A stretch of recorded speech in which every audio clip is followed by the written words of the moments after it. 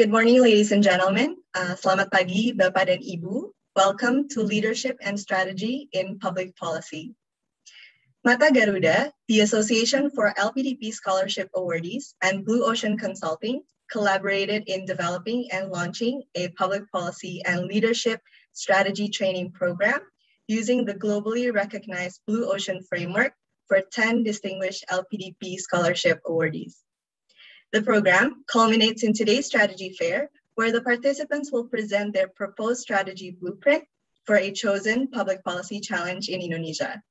Now, the participants have chosen to work on the important issue of COVID-19 misinformation. Today's strategy fair is done in collaboration with ID Next Leader and proudly sponsored by Sampoerna University. We would like to welcome our guests of honor, Bapak Dwi Larso, Director for Scholarship from LPDP Indonesia, Ibu Ratna Prabandari, Head of LPDP Talent and Alumni Management. From Mata Garuda Leadership, Mas Erbi Setiawan as President, Mas Satya Hanggayuda as Secretary General. From Blue Ocean Consulting, Dr. Robert Bong as the Chief Designer, and Mr. Martin Ling as the Director for Innovation and Strategy. And from Sampoerna University, our gracious sponsor, Dr. Marshall Schott as President. We would also like to welcome His Excellency, Dr. Fajrul Rahman, Ambassador of the Republic of Indonesia to the Republic of Kazakhstan. We would also like to welcome our honorable panel of judges who will help to evaluate the participants' proposed strategy blueprints. We have Dr. Dimas Oki Nugroho as founder and chairman of Perkumpulan Kader Bangsa. We have Dr. Diki Budiman as epidemiologist from Griffith University, Australia. We have Mas Indra Dwi Prasetyo as managing director of ID Next Leader. And we have Dr. Robert Bong as chief designer of Blue Ocean Consulting. We would also like to welcome all of our participants, the 10 distinguished LPDP scholarship awardees who will present their proposed strategy blueprint.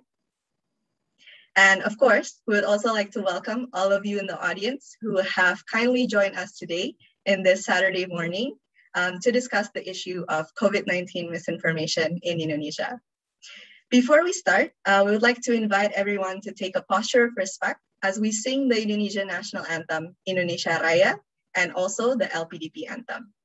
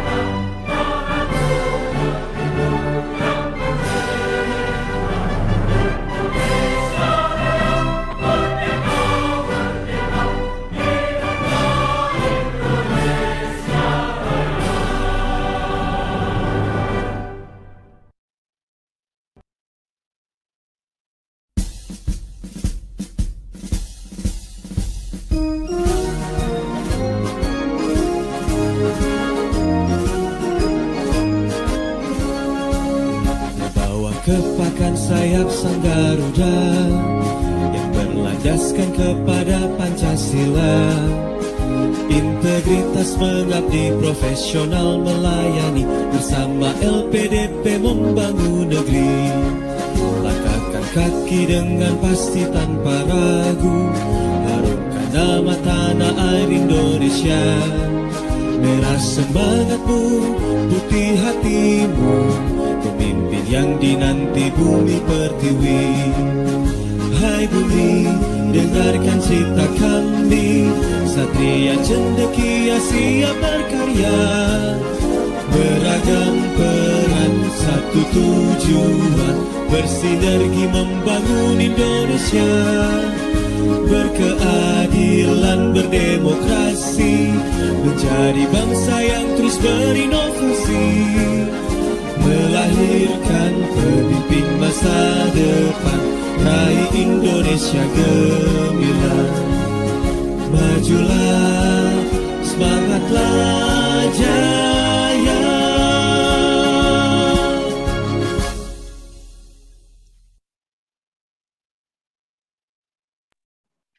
Thank you, everyone.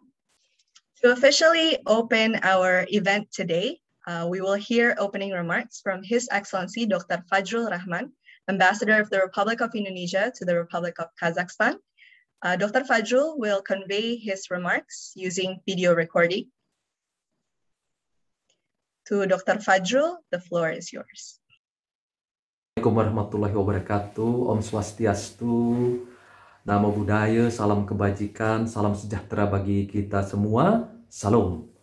To the Honorable Mr. Dwi Larso, Director of LPDP Scholarship of the Republic of Indonesia, Mr. R.B. Setiawan, President of Mata Garuda, Mr. Satya Hanggayuda, Secretary General of Mata Garuda, Dr. Robert Bong, Chief Designer of Blue Ocean Consulting, Mr. Martin Ling, Director for Research and Innovation of Blue Ocean Consulting, Dr. Marshall Scott, President of Sampoerna University, and Joy Pence. A big thank you to Mata Garuda, Blue Ocean Consulting, ID Next Leader, and Sampoerna University for organizing the program Leadership and Strategy in Public Policy today. The policy strategies to be discussed by LPDP Scholarship Awardees today are very important for giving input to the government in addressing the challenge of COVID-19, misinformation, disinformation, or infodemic, the pandemic of information. We have to promote digital literacy toward digital sanity and embrace STEAM, mean science, natural sciences, plus social sciences, technology, engineering, art, and mathematics as fundamental keys. It is the human that we must deal with if we want to see the better world. For us, fighting against the infodemic is as important as fighting against COVID-19 itself. Our Finance Minister, Sri Mulyani, stated that the LPDP recipient owed a lot to Indonesia. LPDP recipient enjoyed government funding through endowment education. Because of it, LPDP recipients are obliged to reciprocate their achievement in their studies for Indonesia and have the moral responsibility to build our nation for better in the future. President Joko Widodo also stated that Indonesia's priority today is the development of global quality human resources to reach Indonesia Maju goals, the top 5 largest economies in the world. We look forward for today's input and discussion. Wassalamualaikum warahmatullahi wabarakatuh. Thank you, His Excellency Dr. Fajrul Rahman, for the opening remarks. Next, we would like to welcome Bapak Dwi Larso, Director for Scholarship from LPDP Indonesia, to convey his remarks. To Bapak Dwi Larso, kami persilakan dengan hormat, Pak. The floor is yours. Terima kasih, Mbak. Dengar suara saya? Dengar, Pak. Thank you so much, everybody. Thanks for inviting me, representing the LPDP. High Excellency, Paduka yang mulia, Bapak Ambasador, Mas Fajrul Rahman, my close friend since student at ITB, and other prominent speakers, including my close friend as well, Pak Arya Sinulinga, and MG President, RB, and the members of the our alumni association of LPDP recipient. I just want to say that congratulate for this event. It's very important event for our alumni, that we push our alumni and give an opportunity for them to actually contribute directly to the real problem of Indonesia after graduating from their school, their study in master and doctoral degree. As we know that the funding for the endowment fund now is increasing rapidly. When I joined LPDP last year, the number of endowment fund 50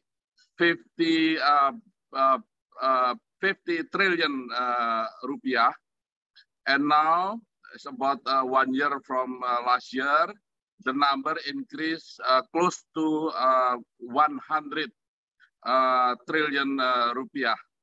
So this show commitment of our president, commitment of our government, commitment of our country to develop our human resource increasing, and we have more fun to funding our best young Indonesian future leaders to go abroad or domestically to pursue master and doctoral degree. Not only that, starting in 2021, this year, we support as well the initiative of the Minister for Education, Research and Technology and Culture to support what we call it non-degree program under the program of Kampus Merdeka, as well vocational education, including as well for culture player or scholarship for cultural area. So in less than 1 year, we provide for more than 40,000 recipients of short-term scholarship from LPDP to this program. And I see the goal of LPDP actually to create a future leader for Indonesia betterment. So now we have already given more than 28,000 recipients for master and doctoral degree. 13,000 of them already becoming alumni of LPDP. So they now working for government, for private sector, as well for social activity, and some of them become entrepreneurs. And we just met two of the alumni in Bali. Actually, now I'm in Bali yesterday with two young leaders. One is becoming a Kepala Desa in Batuan, Gianyar, Bali, and he gave the best effort to improve the economy as well as social performance in their area. The other one, actually, the one that fall in the category of social entrepreneur, his name is Nara. He built up a garbage bank And now, actually, he has more than 200 branches of Garuda Bank in Bali, and giving not only for economical activity for real people, as well talking about climate change and as well for betterment of the environment.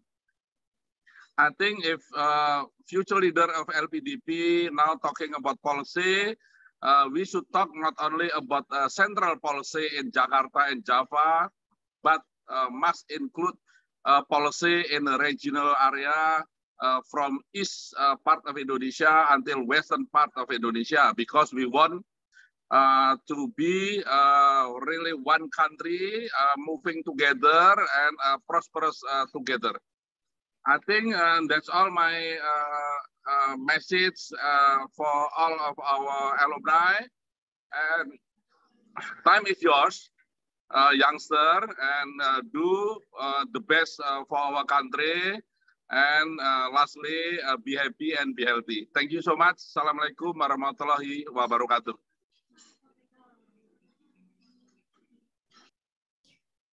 Thank you very much.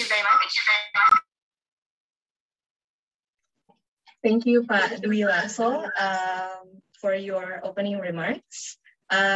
We will now like to welcome Dr. Marshall Schott as the president of Sampoerna University to convey his remarks. Dr. Schott, the floor is yours.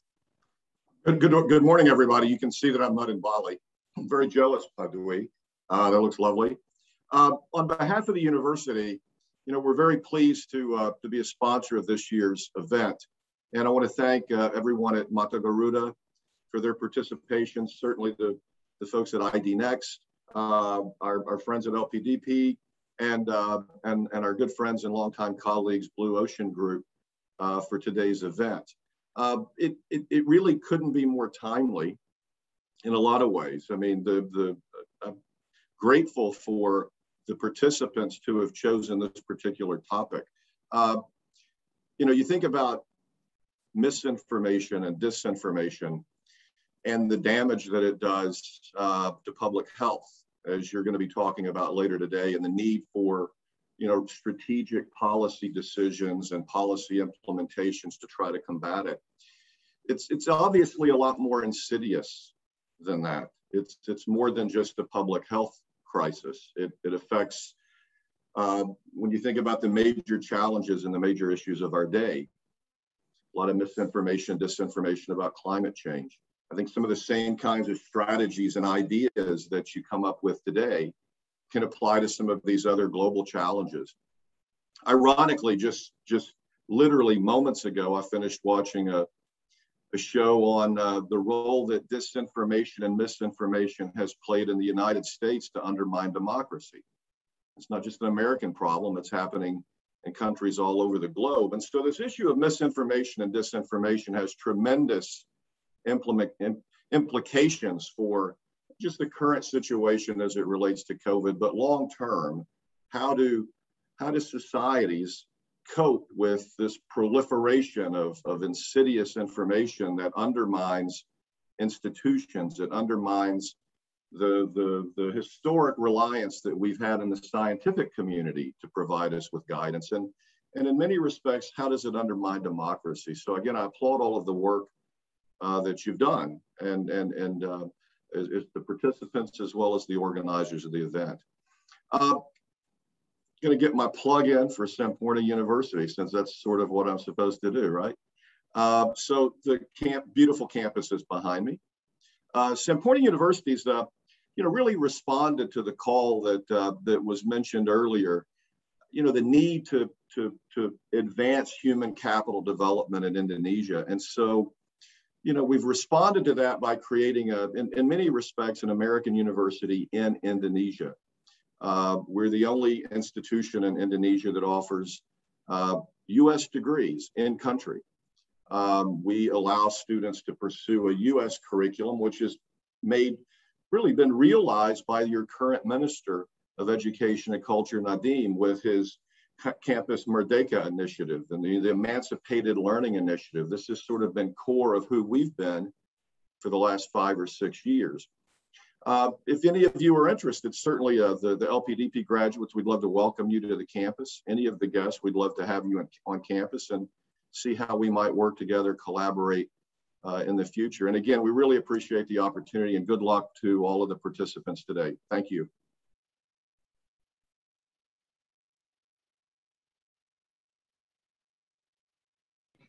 Thank you very much, Dr. Schott, for your opening remarks. Next, we would like to welcome Dr. Robert Bong, Chief Designer of Blue Ocean Consulting, to convey his remarks. Dr. Bong, the floor is yours. Azira, thank you very much for your warm welcome. His Excellencies, distinguished guests, all the participants, organizers, volunteers, and sponsors, very good morning. You know, Starbucks, our coffee Starbucks, is a very interesting case. As Starbucks becomes so successful today, it's not because they try to solve a problem to deliver better coffee. They actually try to reframe the problem by solving it differently, then came out with new coffee drinking culture and lifestyle. That's how Starbucks is so successful today. Now, therefore, it is not a problem that we are trying to solve today. It is how we are able to reframe this problem and solve it differently. Examples of this methodology using Blue Ocean to solve problem after reframing and solve it differently will be, for example, country like Dubai. How did Dubai transform itself into a very different nation among all their neighboring countries in Middle East? And how did Singapore in the early days engage Blue Oceans to establish the Economic Development Board to chart their economic development direction? And how did Malaysian government try to use Blue Ocean, engage Blue Ocean strategy to solve their social problem, particularly with the prison reform initiative? Many of you have already by now read the article. Now, therefore, Blue Ocean, if you think about it, is a way of thinking, doing, and transforming to arrive at game-changing outcome. So today, our event, COVID-19 pandemic as a global challenges, it's not really about, we already know it is a global challenge. Every country was surprised by the scale and scope and the speed in which it affected every one of us in a society, in every country. Now, therefore, we know that COVID-19 is a pandemic, is a big problem, and many problems contributing to the ongoing challenges, one of which is misinformation. Now, ladies and gentlemen, today our challenge is not to tell us how to solve the misinformation just by solving the misinformation. The Blue Ocean thinking process is how can you reframe the misinformation problem and solve it differently, creatively. Now, so today, all of us here will put our hearts and minds and skill and creativity together as two teams and see how we can reframe the misinformation problem and solve them differently. So we, the judges, will be listening to your ideas. We'll be also watching how you deliver your idea in the most creative way. And we will also be looking at you, how you exercise and demonstrate your listening skill when the other party or the other group is delivering their idea, and how you can use your critical thinking and analytical thinking that will form the most salient questions to challenge the other group. But at the same time, we'll be also looking at you, how when the other group is doing the same thing to you, how are you able to defend your hypothesis and your formulation of your policy and how you think on your feet. Now, so with this, I wish all of you good luck, and we will be watching and enjoying your delivery. Thank you. Thank you very much, Dr. Robert Bong, for your remarks. With this, we conclude the first part of our event, and we would now like to proceed to the main event that we've all been anticipating, which is the policy strategy blueprint presentation from our participants, the 10 distinguished LPDP awardee scholarships. So for your information, the participants have been divided into two groups, Group Mata and Group Garuda, and each group will have 15 minutes to deliver their presentation today. First up, we will have Group Mata, which consists of Bella, Annisa, Ansy, Abdul Aziz, and Heldha. And the team will be represented by Bella. And then we will go to Group Garuda's presentation. And then we will move to the strategy defense session. And then we will move to the judges Q&A session. And while the judges deliberate to see who will win today's strategy fair, we will conduct the audience Q&A. So for the audience, if you have any burning questions throughout the presentation session, you are welcome to direct message me, and I will try to read your questions during the audience Q&A session. Now, without further ado, I'd like to invite Mata Group to deliver their presentation. Bella, the floor is yours, 15 minutes. Thank you, Azira. Good morning, distinguished judge, colleagues, ladies and gentlemen. Thank you for having me. My name is Bella, representing Group Mata, and today we are going to present about how misinformation impacts COVID-19 response in Indonesia, especially towards public vaccination campaign, and our strategy blueprint on how to address this issue. This presentation is divided into three parts. First, we are going to analyze the current situation, the background, what the issues are, and what the government has done to combat the issue. And then second, we are going to propose some strategy and initiatives that we can do in order to counter this. And the final part is about ideas on implementation. So now the government of Indonesia has started public vaccination campaign for COVID-19 since January 2021. However, as of now, 10 months later, our vaccination rate is still lagging behind compared to the global rate and compared to some ASEAN countries. Even if we compare it to another country with similar geographical makeup like Japan, which is also an archipelagic nation, we are still behind. The government has set a target to inoculate 70% of the population to achieve herd immunity.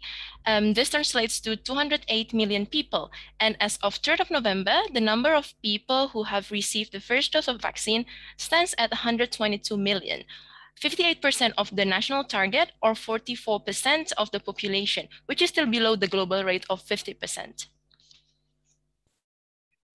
Now, Statistics Indonesia has done a research asking those who haven't been inoculated on why they are not vaccinated yet. And the research finds that 4.2% of the respondents say that they do not want to be vaccinated because they don't believe in the effectiveness of the vaccine, while 15.8% says that they are worried, that they are unsure to get vaccinated because of the side effects. So they're worried about safety.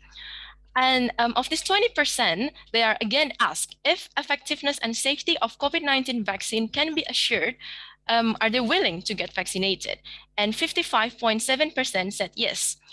The profile of these respondents, those who said that those who are affected by lack of information or misinformation live mostly outside Java and Bali, age over 60 years old, and with education level below high school. And so with the current unvaccinated population of 113 million people, if we tackle this misinformation issue, then we can reach a potential yield of up to 11.6 million additional people to be vaccinated. The government of Indonesia realized the importance of addressing misinformation and has undertaken public communication efforts to increase awareness, interest, conversion, and advocacy about vaccine. In terms of awareness, The government has conducted communication campaign in multi-platform, whether it is traditional or digital media, and face-to-face through school or government offices or puskesmas, community health centers. And this is done so that people are aware why they should get vaccinated and where, how, and when to get vaccinated. And then the next part, after an awareness is built, then the next point is to increase their interest. After they know, then they are interested to get the vaccine. And this is done through community engagement and trust-building exercises, among others, by, for example, when the President of Indonesia was inoculated and live televised so that everyone can see it's done. And also by involving public figures when they get vaccinated to prove that it is safe and there is role model. And the next one is conversion, to make sure that people actually get vaccinated. Since the introduction and improvement of Peduli Lindungi application, the number of vaccination has increased, also because now people have the incentive to actually get the vaccine, because then they have more access to public services and public places. And lastly, advocacy to make sure that people, in addition to getting vaccinated, also tell others to get vaccinated, that vaccine is safe, and that if there is misinformation online saying, claiming that vaccine is not safe or any other claims like that, then they are able to counter it. And this advocacy in turn will build awareness. However, the issue is that the pain point that we are going to explore here is the massive amount of information spreading online. And this spread of information everywhere causes confusion for people, especially if we take the country context in Indonesia, where digital literacy, reading interest, and education quality is still not that high. And so many people face challenges in determining whether information is true or not.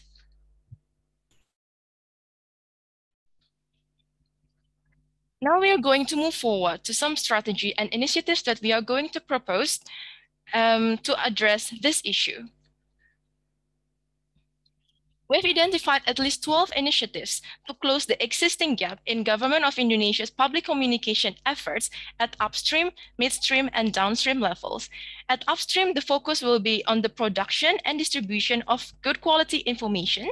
And then at midstream is to moderate and regulate information that has been spread. And finally, at downstream, to crack down and tackle all the information which is misleading and the producer and spreader of those misleading information. However, due to time constraint, we are going to focus on 2 quick win initiatives which we believe are going to provide direct result and in a short amount of time. The first one is a dynamic WhatsApp chatbot to integrate existing information and fact-checking platforms, because we know that at the moment there are different WhatsApp chatbots from the Ministry of Health, UNICEF has one, some media has one also, and then we think there should be a one database where all these fact and information sources can be integrated into one, and then people can access it through WhatsApp. So instead of thinking which WhatsApp I should contact, there should be one number where all the information is integrated there. And that is also the case with fact-checking platforms. At the moment, we have different websites to check hoaxes and misinformation.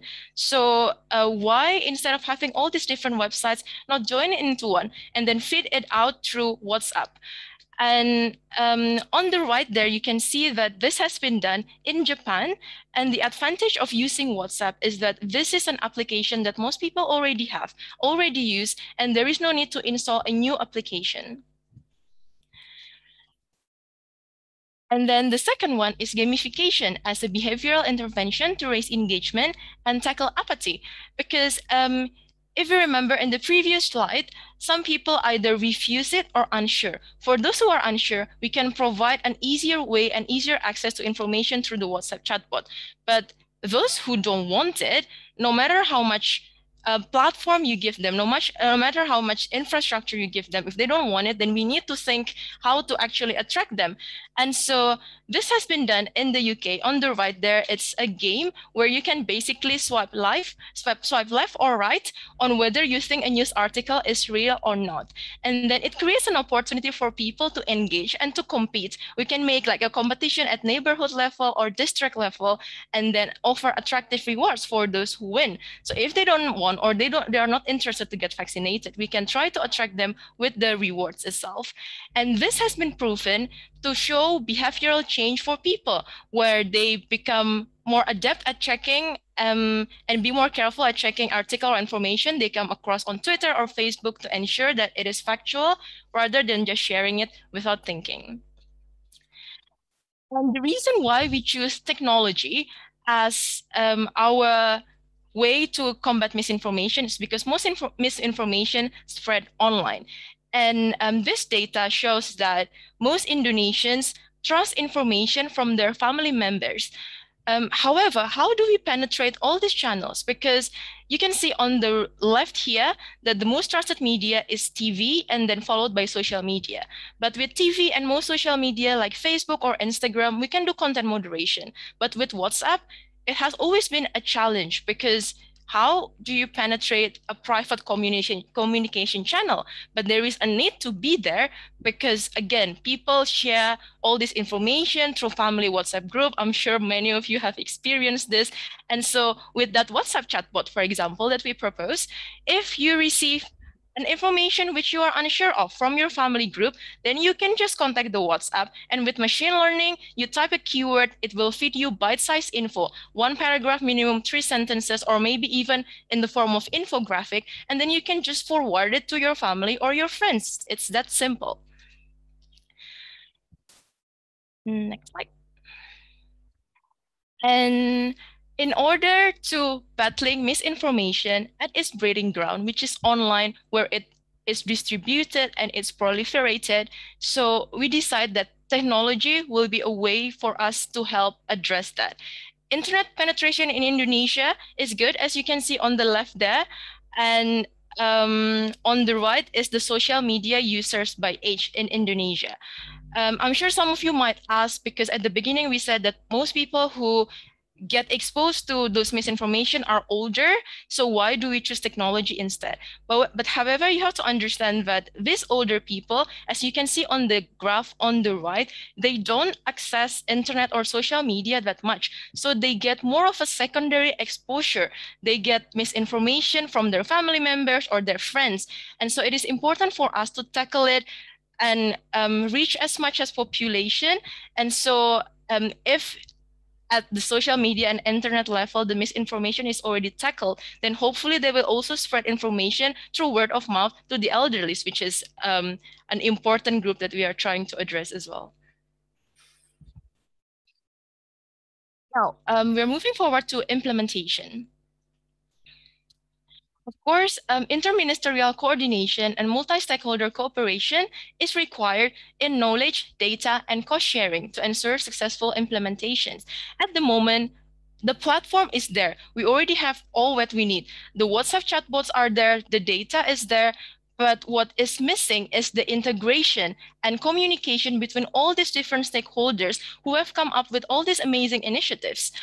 And so by linking work between the government and private sector and nonprofit and international organization, then we can synthesize and synergize all these efforts to come up with one data and one strategy. And then in terms of funding, actually, the funding is there. We can just reallocate existing budget or even tap into public-private partnership, for example, through CSR, because at the moment, private sector already do CSR anyway. So if the government can engage the private sector to pool their resource, we can make, for example, gamification. The reward would be, if you win, you get vouchers for, I don't know, detergent or something like that, which is in line with everyone's interest anyway. To kickstart implementation, we have developed a method to prioritize which area we should target first. Of course, the national prototype would be done at the national level for the WhatsApp chatbot and also the games.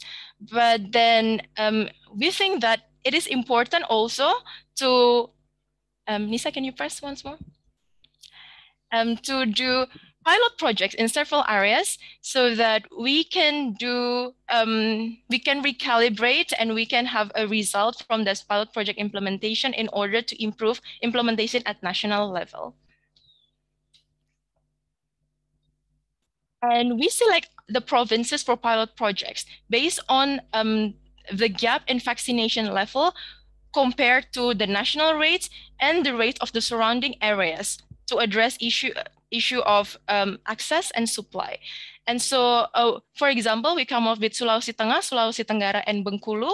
And here there is still a gap of 21% compared to the average of the national rate versus the rate of the surrounding areas.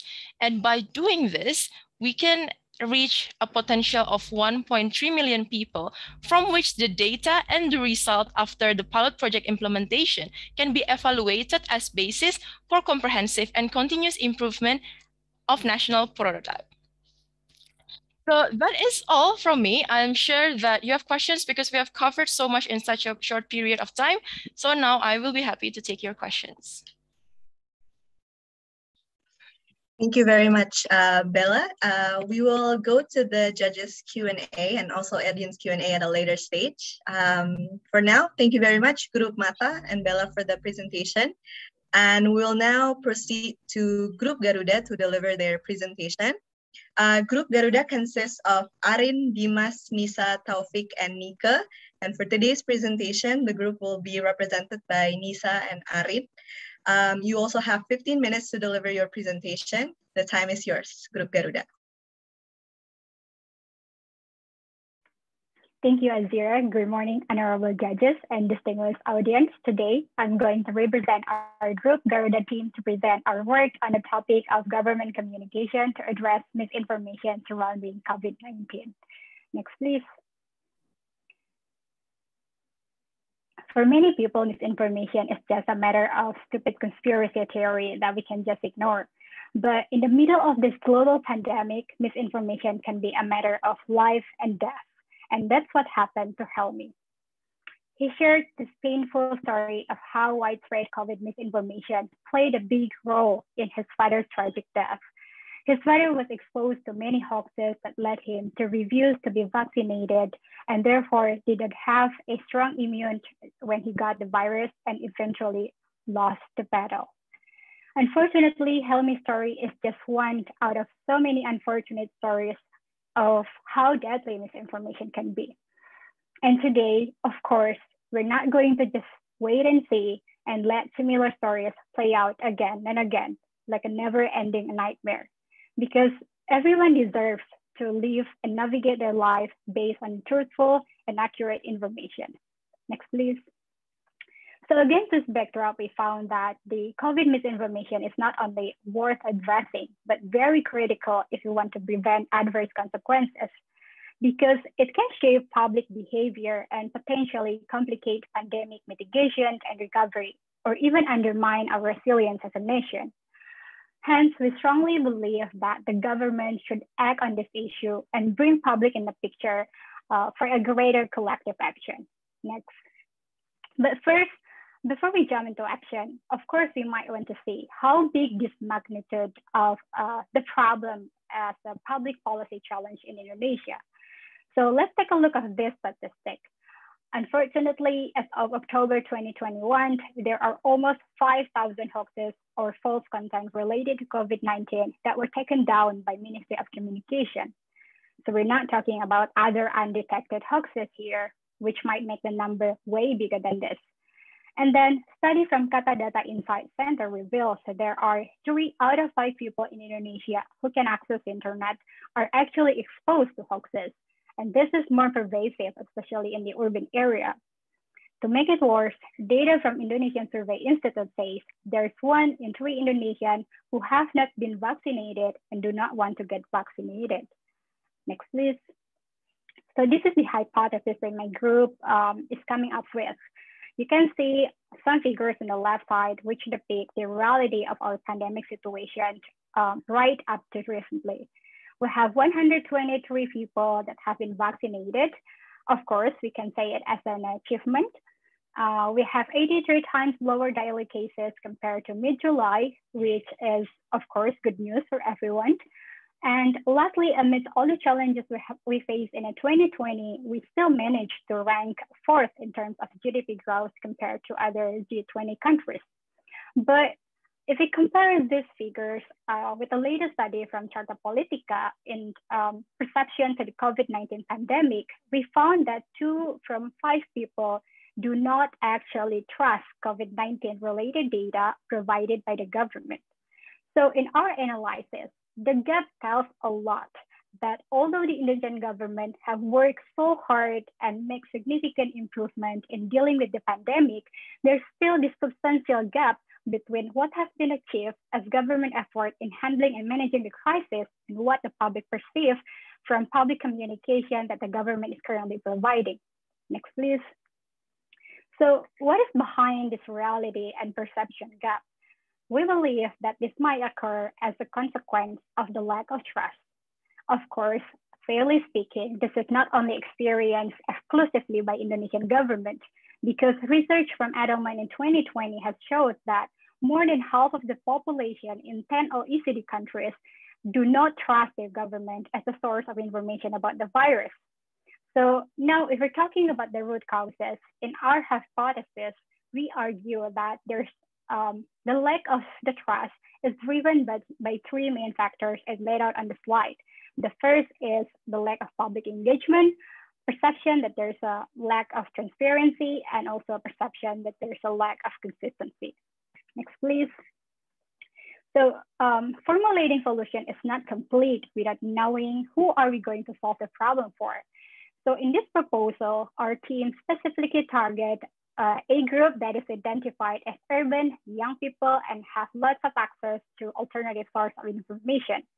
Why did we choose the group? If you look at the bell curve on the right, our idea is actually to persuade the early adopters so that they can bring other groups like family and friends to also get on board and adopt our proposed solution.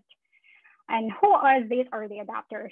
Of course, if we talk about misinformation, it all mostly comes and circulates around the internet, and it makes young people who spend almost like 24/7 scrolling down timeline social media fit the target group that we need to intervene.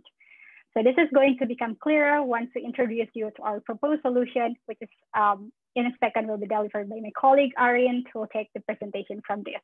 So please, Arin, over to you. Thank you very much, Nisa. I'll carry on from this point. So how do we plan to address this problem specifically?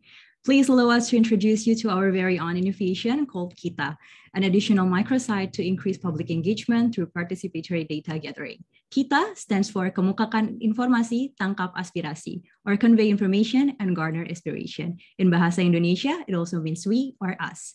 Through Kita, we aim to strengthen the government's existing communication platforms, which are the Peduli Lindungi application and the COVID-19 Task Force or Satgas COVID website, by adding an additional microsite that allows people to upload any data or information related to COVID-19. The basic idea is we would like to give a unique opportunity for people and the public to be the subject of government COVID-19 communication efforts rather than just being an object, and for them to be more actively engaged in distributing accurate information. Next, please. So how does Kita work? First, people from any background, including experts, scientists, or even students, can upload any information related to COVID-19, including the outcome of their research or even personal observation. They can upload it through Kita microsite on Peduli Lindungi application or the Task Force or Satgas website. Second, there will be a commission comprising of both government and non-government stakeholders, such as academics and researchers, who will collect and filter and verify the accuracy of the data uploaded. This commission is in charge of determining the accuracy and the importance of data for the public to know.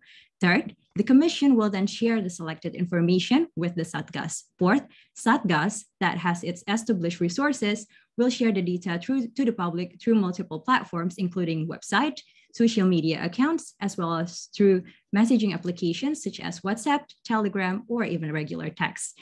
This data will be attributed to the original producers, such as the expert and scientists, and it will also carry the logo of Satgas COVID, as well as a unique code for verification. Fifth, this data will finally be received by the people through multiple platforms, and this information can then push more discussion and conversation among the people, which may encourage other people to also upload more data and information through Kita. Eventually, all of this process will create a feedback loop and positive reinforcement for people and the government to collaborate in generating accurate information and building trust. Next. And just to make it clearer, I would like to give you a little bit of example of some of the things that people can upload through Kita. For example, if Dr. DK here wants to share some of his research findings to debunk a hoax, then Dr. DK can upload it to Kita.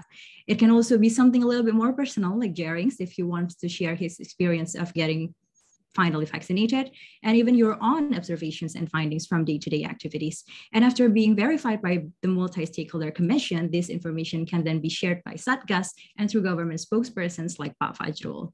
Next. So how does Kita add value to what the government has done so far? We know that the government has done a lot, but Kita will first create a unique opportunity for people to be more than just receiver of COVID-19 information, because they can participate in producing the information themselves. It also creates a new platform for collaboration between the government and non-government actors, and it creates a highly valuable data pool for further research in the future. Second, it raises some of the positive elements that have already existed now, as it further strengthens the opportunity for collaboration. It also gives a stronger sense of transparency to the people, because once people are involved, they will be less likely to see the information as biased and more likely to see it as something more evidence-based and neutral. Third, it will also reduce the level of distrust among the people, which has been the root cause of any misinformation. It will also reduce confusion and inconsistency, as it reduces the need for people to verify information from various kinds of sources and minimize the exposure to inaccurate information. Finally, the introduction of Kita will eliminate the hassle to get trustworthy data or information regarding COVID-19, and it will also eliminate the tendency of one-way communication methods from the government side. Next. So our analysis and recommendation for Kita are based on the trust framework by OECD. So we designed Kita to support policy and fight disinformation. The four main characteristics of Kita, which are the Multi-Stakeholder Commission, citizen engagement, fact-checking and curation mechanism, as well as the open platform, will be able to address the root causes of misinformation that are the lack of consistency, the lack of public engagement, and the lack of transparency, as mentioned by my colleague Nisa before. Next. Kita will also provide these four trust signals that will contribute to greater trust to the government. While the government has been working very hard on showing its capability and reliability, Kita will boost the aspect of humanity and transparency, showing the good intent from the government to the people, while at the same time promoting and highlighting the competence element. Next. And here are the main reasons why we believe that Kita will be an efficient, effective, and sustainable option.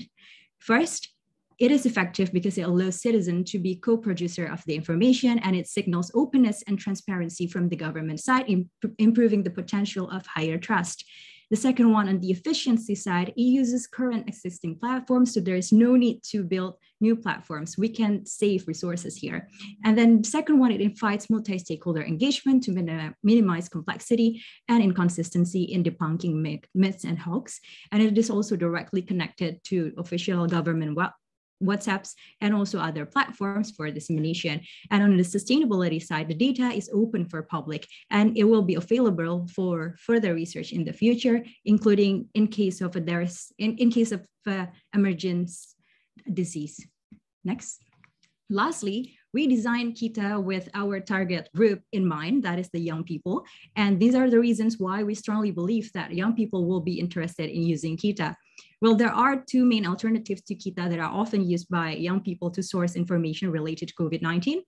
The first one is the current government websites, and the second one are social media accounts. However, there are important aspects that both of these alternatives fail to fulfill. We highlight 6 elements of communication in which Kita would perform much better. The first one, it provides an ease of access, accuracy, two-way communication, citizen engagement, curation and fact-checking mechanism. And the last one, it is personalized, and it is providing an easy to understand information and accurate for young people.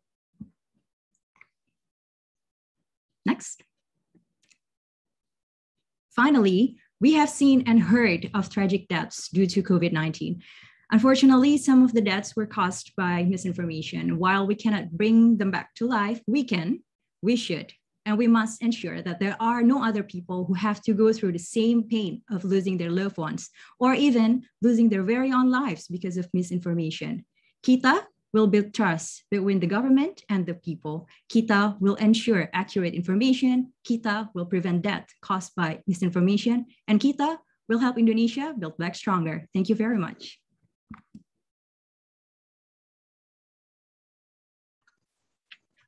Thank you very much, Group Garuda, for your presentation. Thank you to both groups for delivering your presentations. Now, as mentioned before, we will move to the strategy defense session. This session will be a bit more interactive. As Dr. Bong mentioned before, this session is meant to test also the capacity of the participants to listen to others' presentations. So in this session, we will first go to the defense strategy session for Group Mata, where Group Garuda will be able to ask a question to Group Mata about their presentation. And then Group Mata will be given the opportunity to respond. And then we will move to the strategy defense session for Group Garuda using the same format. So Group Garuda, you are welcome now to convey your question to Group Mata. Well, thank you very much, Group Mata. Your proposal is definitely interesting.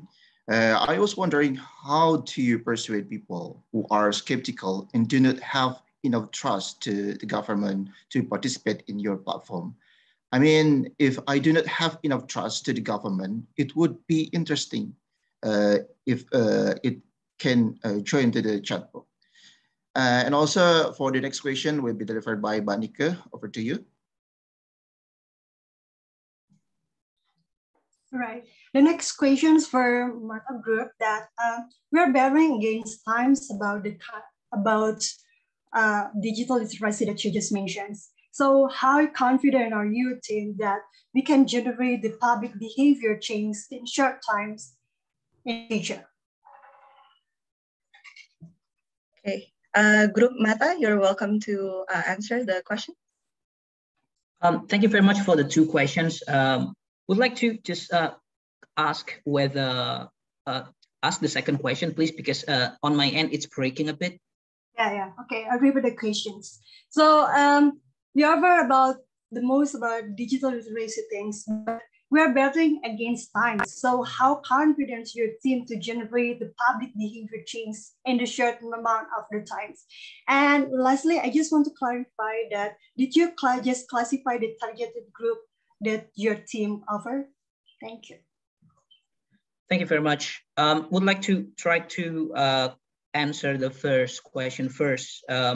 How do we persuade people who has high degree of skepticism towards Indonesia? So actually what our findings has founded, so actually in terms of government trust index, Indonesia is still high performer. In here, we try to tap on the behavioral segment of it. So that's why we propose two initiatives, gamification and also WhatsApp chatbot. So in terms of hitting the most populous target segment, I believe that these two initiatives can create the change in the behavior aspect of Indonesia society, meaning that Indonesian government has already had a lot of platforms like Cyber Kreasi, Hoaxbuster. We did a lot of things on that part, right? So what we need to do here is we are lacking of the effectiveness to drive people to change the behavior. So it's not just about feeding people with information, even with right information, because what Bella has said, that people are flooded with information. So this is where we try to engineer their behaviors by giving them punishment or incentives by leveraging gamification to pull the interest, and then push reward incentives by creating the fundings that we have presented to you in the last section. So that's how we persuade people. We do not only do this in the larger scale of implementation, we also recommended to do pilot and in the concentrated area. So bridging this to the next question, because we are battling with time, right? Yes, that's correct.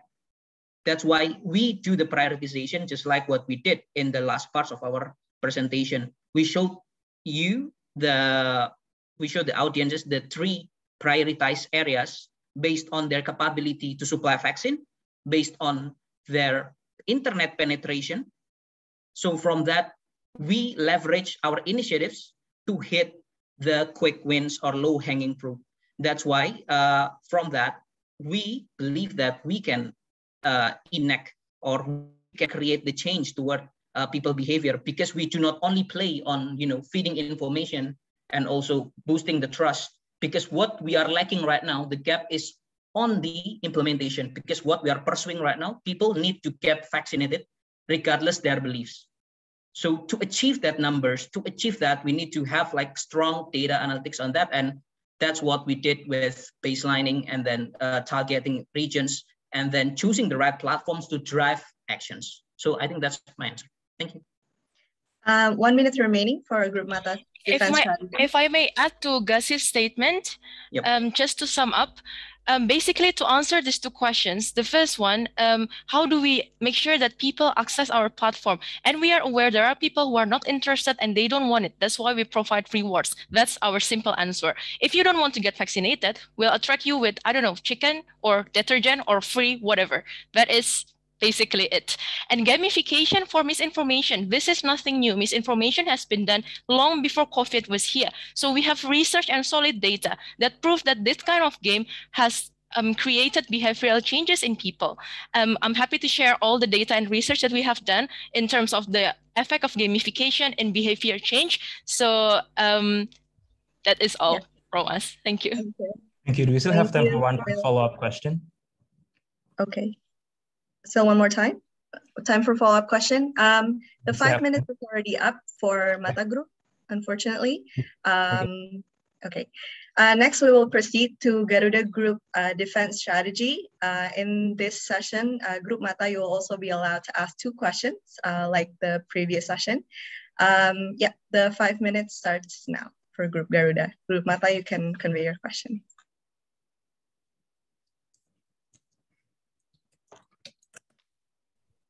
Okay, thank you. I will ask questions for Garuda Group. So the first question is about your proposed solutions, the Kita platform. So I think the Kita is still complex and need more time to proceed the informations, because it needs uploading the data and then needs a human to check and verify the data and then deliver the information to the users. And it means that it needs more human resources in Satgas and also the more budget. What do you think about this? Is it still a convenient way to use this platform and also still efficient to build this one? Why not using the available resources like the data available from the current info data or media partner that also provide fact-checking services and then integrate them? Why don't use that? Yeah, thank you. And I'm going to add to the second question, in addition to Mas Aziz. I'm really sorry, but I do need time to address the very wonderful questions raised by Mas Aziz. Can I? Okay, sure. Claim my time to address the questions. Thank you so much. I'm very, very sorry, Bella. I would look forward to having more discussions after this. So thank you very much for your very spot on questions, Mas Aziz. Let me address the second one. Why do we propose Kita? Why not just rely on existing government platforms or existing information that the government so far provides to the people? Well, as my colleague said, 2 in 5 Indonesians, 2 in 5, 40% of Indonesians do not trust COVID-related data provided by the government, according to Carta Politica. Political institutions whose credibility we all respect. So if I belong to that 40%, if I belong to that 2 in 5 people in Indonesia, no matter what information the government provides, I would already be very much skeptical to trust the veracity, the accuracy, and the truthfulness of this information. And that is why we are committed to offer you Kita as a way to ensure that because some of this information is co-produced, not just by the government, but also by experts or by people like from all walks of life, from all background, then they will be more inclined, they will be more likely to trust this information because this information is not just unilaterally coming from one side, the government, but it will also be coming from different sources, and it will also be verified by non-governmental stakeholders. So the reason why we want to propose Kita is to address this group of people who are very skeptical to what the government has been saying from the beginning. And mind you, we do not create Kita out of thin air. It is not a completely brand new proposal. It is attached to the resources, to the platforms, to the sources that are already existing right now, which is, as has been mentioned by my colleague before, Peduli Lindungi application and also the COVID-19 task force website. So we also harness and utilize existing platforms, but we just want to make it even stronger so that it is not only feeding one-way information, but it is also enabling people to not just be the object, but also the subjects of government COVID-19 public communication. And to the first problem, whether or not it's complex enough, whether or not it's complicated, well, allow me to take you to how regular people, as the so-called customer of this platform, would see it. If it might seem complex to some people if you look at the chart or if you look at the diagram, but if you as the customer, as the people, the only thing you need is just to open your Peduli Lindungi account and then upload whatever data, information, or research outcome that you want to upload to the government, and then allow it to share so that this vital information can also be discovered by other people. So if you put yourself in the shoes of the people as a customer, it's not that complex, because all you have to do is just open the Peduli Lindungi application, which is more likely than not already in your cell phones, and then you can just share whatever it is you want to share, be it something more academic, like something related to COVID researches, or it can be also something of a personal observation nature, just like what my colleagues have said. Okay, maybe one follow-up question allowed for Group Mata, because Group Garuda asked 2 questions, but please keep it short. Thank you.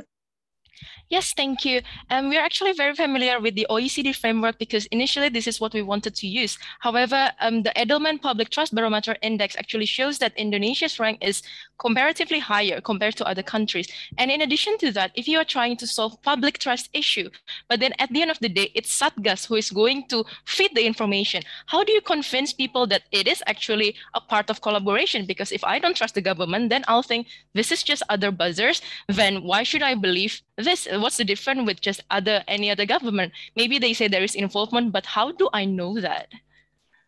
Thank you for your very incisive question, Bella.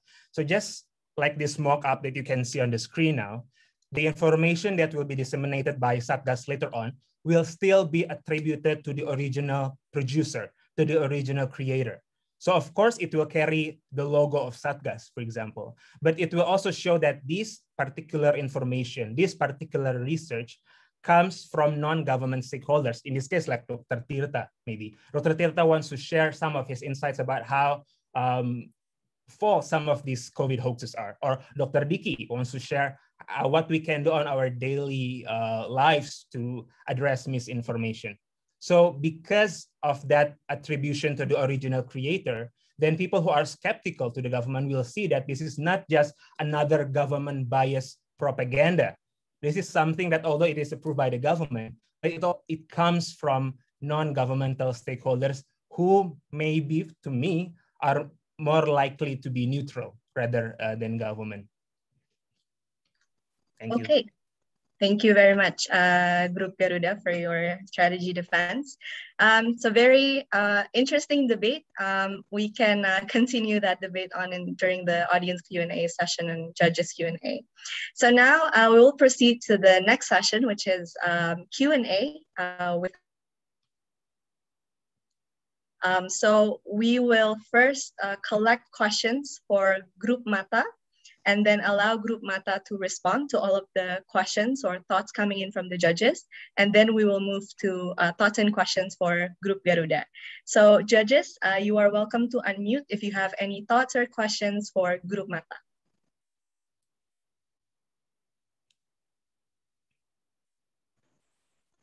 Silakan untuk para juri, Dr. Dimas, Dr. Diki, Mas Indra, and also Dr. Bong. If you have any questions or thoughts for Group Mata, you're welcome to unmute.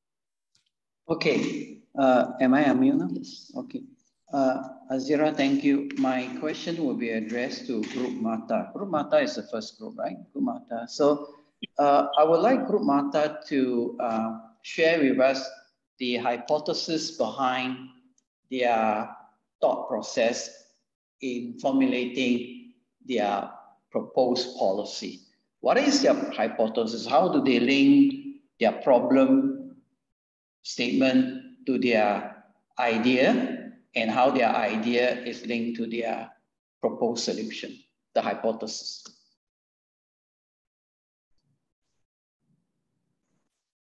Thank you very much, Dr. Bong. For all the other judges, you're welcome to unmute to convey any thoughts or questions for Group Mata. Okay, thank you. Hi, Group Mata. It was a good presentation, and very impressed of what the situations that you feel right now about the vaccination, and I think it's true, and it's not a challenge only for Indonesia, but also for other countries that yes, the government need to do the vaccinations, to more and more people. And even in, not only in Indonesia, in US, in Israel, as long as we study from many paper, journal research, that we need to convince people that vaccination is the best way to do. Well, your solution is on how to disseminate. What is the tools of to communicate the issue, the informations to the people, and you think that through chatbot, WhatsApp is much better because it can be used to go to the more personalized user. That's it. Problem is two. How do you think it can be reach the rural people area, in the rural people in the rural area, considering well our internet coverage area may be quite good right now, but again it doesn't guarantee that all people can access the internet well. But also, do you think that if the content, the substance of the message, not only the tools, is need to be improved? And how do you think it can be done, and by who? Okay, this is only for to Group Mata. Thank you, Dr. Dimas. Maybe Dr. Diki or Mas Indra, you have any questions or thoughts for Group Mata? Thank you. Mas Indra dulu. Monggo, Mak. Okay. I just follow up the question from Dr. Robert Bong, and that's very important for Mata to answer. And I stressing the why question and how question from your proposal. The why question is how you address the vulnerable population who doesn't have enough access to internet or WhatsApp or mobile this month, and how you again, this link to Dr. Robert question about how you formula or hypothesis and find that, okay, this is the population that you will address. Why you don't choose that? And that's why I address and stressing this is why question. And the second one is about the how question. The how question is about how you link with the existing system, because of course then it should be linked, right? Then how you link with it, and maybe the last one is about there is that what question not only in early but also in the end of the project is that what next, what is before Garuda, or I already find what they are next question. I mean, what next? The sustainability issues that you will also answer or address. That's three of my questions for Mata. Thank you, Dr. Diki. Mas Indra? Yeah, thank you, Dr. Bong, Dr. Diki, and Mas Dimas. And also I want to inform that Pak Arya, Pak Fajro, and Dr. Tirta cannot attend Mbak Zira because of some agendas today. Very last minute, I'm really sorry. For the Mata group, you guys have mentioned about the benchmark in other countries, for example, UK and Japan. And my question is related to Dr. Bong and Dr. Diki as well. So how far do you think that those benchmarks can be relevant in Indonesian's culture? And if you find any different method, how do you guys tackle those differences? Yeah, that's it. Okay, thank you very much, judges. Group Mata, you will be allowed now to respond to the judges' thoughts and questions. Floor is yours. Thank you. I think I'm going to start with a foundation to address all of the questions, and then if any of my team members can jump in, then please go ahead. In terms of hypothesis, our hypothesis is that there is an existing gap between what the government has done and what all the efforts to combat misinformation. So it's there, but there is a gap because it's not integrated. So our challenge is how to make this integrated into one platform, one voice, one information. And then regarding on how WhatsApp reach rural area and whether social media is relevant, not social media, whether the platform that we propose are relevant to Indonesian context. Indonesia is among the countries with the highest internet and social media users. So using a technology policy like WhatsApp that we propose is something that is really relevant to the country context. We have a graph, I'm not going to show the graph again, but there is a chart in our presentation showing the internet penetration and the number of internet users and social media users in Indonesia. So that is why we come up with this tech solution. Of course, then it means that we cannot cover everyone, but I believe that in any strategy, it will be impossible to address anyone and everyone. We have to start somewhere. And we believe that using technology and social media, we will address the biggest number. If any of you is familiar with the term 80-20, we use 20% effort to address 80% of not the population, 80%, we use 20% resource to address 80% gain. So this is what we choose to prioritize because at the moment, the users of social media and those who are impacted by misinformation because of that is the biggest. And then in terms of the platform, we are not going to come up with something new. This WhatsApp, the WhatsApp chatbot, let's take it for example. During the height of the pandemic, the Ministry of Health would broadcast information to anyone who was diagnosed positive COVID-19 with information on how to access telemedicine for free. So we have already the platform, we have the data like the phone numbers of people that we can reach, and then UNICEF also has a very strong chatbot, like very resourceful to ask questions to people. And then there is another one from Lapor COVID-19, also a different chatbot, which is very nice because it has emoji and very millennial friendly. So why don't we take the best practice of each of the chatbot and fact-checking website and integrate into one, just like how we did with our Peduli Lindungi aplikasi and eHack. Back then, I happened to be working on the integration of the application last year.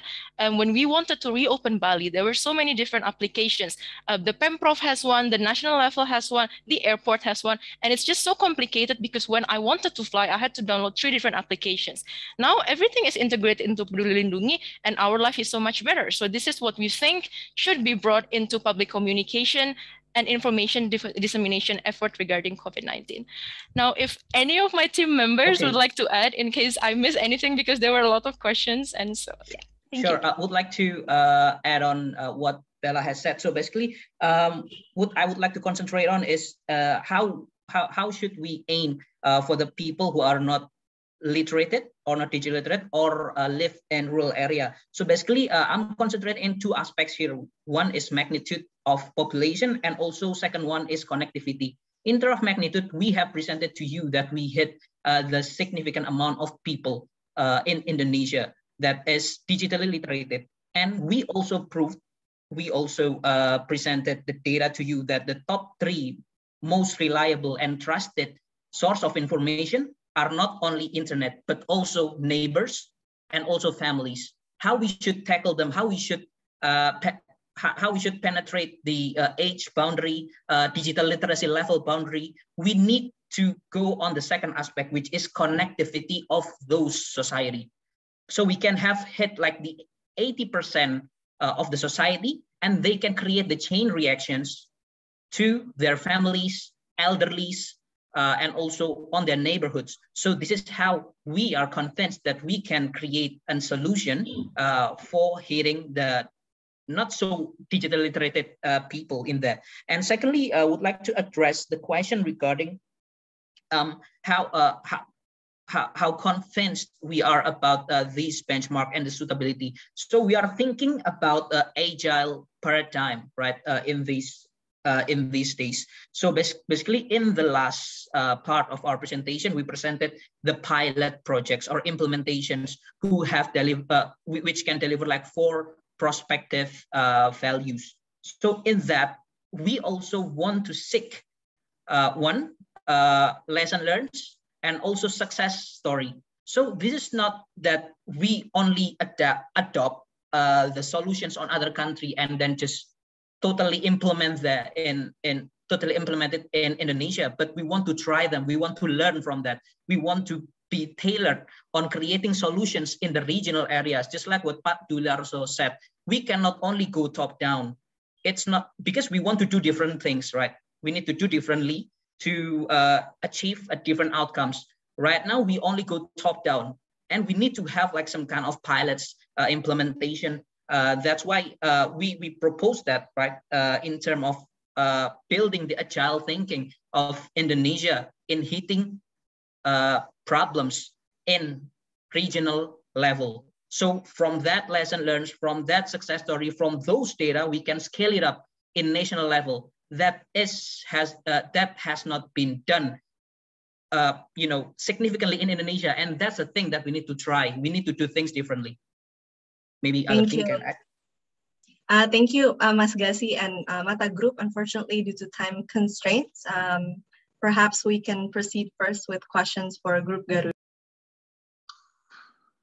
Okay, let me kick off first. So, Group Garuda, I would like you to share with us what you think are the key success factors of your proposal and how you intend to ensure that these key success factors are going to be looked after so you have a successful implementation. Thank you, Dr. Bong. Other judges, you're welcome to convey thoughts, remarks, questions for Group Garuda. Okay. It seems that Group Garuda has a very good and genuine idea And again, I'm so impressed that they have a good and concrete platform try to insert in the Peduli Lindungi, if I'm not mistaken, right? So, but again, actually, there are two confusing issues to me. That first of all, if the problem is about public trust, I agree that public trust is very important in addressing the critical the crisis situation, right? But and one of the solutions how to build the trust towards government is yes about how to anticipate the miscommunication things, and we have a lot of perspective on that, and we have we can do many things to address that situation, but by using the Kita platform model, do you think that you can really tame the distrust to government by trying to invite all information from public, and how you can ensure that there is no public confusion, and within the platform that actually that need to be more top and down communications, because people need clear and trustworthy issues from government, while at the same time I agree that maybe there should be a one chapter within the application, maybe be it Peduli Lindungi, that we can understand what happened in the society, maybe more legitimately compared to social media, like Facebook, like. But how you say that there's a committee that can choose the information that being inserted in the platform, right?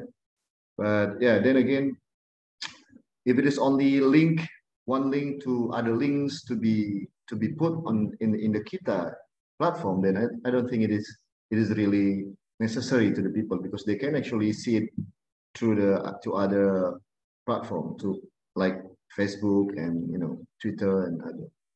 So yeah, to me actually, if it is about distrust or the issue of public trust to the government, I don't think it is only in the case of Indonesia, but also many other countries has a similar problem, and how the country try to manage that situation, and it many things to do, not only online, but of course through offline, and how the people being mobilized, and how the government, from local government to the national government, be more active in trying to consolidate information to disseminate. Thank you. Thank you, Dr. Dimas. Dr. Diki, Mas Indra. Yeah, I just have a very short question for Garuda. First, your issue will be how you convince the government, then also some of the of course some of community in public, because as the government officer, former government officer, I will have like resistance first when you say about this task. So you have to also clearly explain how you convince your stakeholders, because they are your stakeholders, because you want to make sure that your product will be used by this government also. And of course, then the next question also, how you can convince these tools, especially also this question also will related to Mata also actually, to be useful, usable, and to be used. That's the question for for every product that you will, both of your group will have. How you convince this and to the government especially, or your stakeholders, other stakeholders. Thank you. Thank you, Dr. Diki. Mas Indra? Yeah, the last. I think like what Peduli Lindungi does, it has the very good reinforcement. I think so that the people will use Peduli Lindungi to travel, to enter the restaurant, and whatsoever. So my question is, how do you guys think the enforcement strategy so that the people will use your idea? Reinforcement is one thing, and then how do you guys make it sustain so that the people will keep on your environment so that they can actively engage even after maybe the pandemic over. Yeah, thank you. Okay, thank you. Thank you. Now, Group Garuda, you are welcome to respond. I will give you approximately 5 minutes, just like the previous group's response. Thank you very much, judges, for your very excellent feedback and questions. First of all, to Dr. Bong, thank you for the questions. Doctor, when it comes to the metrics of what constitutes success, we believe that it should be linked back to whether or not what we propose addresses the root causes. Because only when our proposal addresses the root causes, then we can eventually claim that we are successful. And in this regard, we believe that our proposal are able to address some of the major elements of the root causes. For example, in terms of public engagement. So far, again, the people have been at the receiving end of public communication campaign. With this proposal, the people will be on the driver's seat. They will be fully engaged. They will not just be receiver, they can also be producer of COVID-19 related informations. And in terms of transparency, we believe that it will also create a stronger atmosphere of transparency, because then people will see that if it's not just the government, then if it's also involving other non-governmental stakeholders who are more neutral, they will more likely to see the sources are as more transparent rather than just coming from the government. So in essence, we believe because we managed to address the strong components of our root causes, we believe that these are the key success of our proposal. Second of all, from Pak Dimas, I'm honored, Pak, to address the questions raised by fellow Dimas. So first of all, with regard to the confusion, as you yourself mentioned, there is a risk that with Kita, everybody can just share whatever they want. But as my colleague mentioned, that there will be some sort of a gatekeeper, right? In the form of the Multi-Stakeholder Commission, comprising both government and non-governmental stakeholders. So they will vet, they will filter, they will verify the information to ensure that these informations are not only accurate, but are also in public interest. So if it's just accurate, but the public doesn't really need to know these information, it will not also be eventually disseminated. So these can address the issue of confusion. And also about the point of trust, again, let me just use the example that we used earlier, right? When it comes to vaccination campaign, let's say, if the government spokespersons are the one pushing for people to be vaccinated, more likely people will see this as just another piece of government propaganda. But as my colleague raised earlier, for example, here, for example, we can give an opportunity for jarings, for example. So jarings, for those of you who do not know, is notorious for claiming that COVID is a conspiracy, that vaccines don't really matter, etc. But he eventually got vaccinated, right? So through this Kita platform, Jerings, who is very infamous for opposing COVID, can share how he switched his heart, how he switched his mind, and hopefully it can be more trustworthy to people, because people will see that Jerings has no political agenda, Jerings has no self-serving interest, so it hopefully will be seen as more trustworthy. And in terms of if it's just something on the Facebook, on Instagram, some people will not be reached through these platforms. We totally agree. That is why we also utilize messaging platforms such as WhatsApp, or even for people who do not have internet access, we are also planning to disseminate and spread the information through regular text. So for example, this is something that Kominfo, Ministry of Communication, has done, right? Just through regular text. This is something that also later on Satgas can do. So people with no internet access can also still access the information that is uploaded through Kita. And questions from Dr. Diki. Hatur nuhun, Doctor, for your very, very sharp questions. So I'm also working for the government. So this is also a very important concern.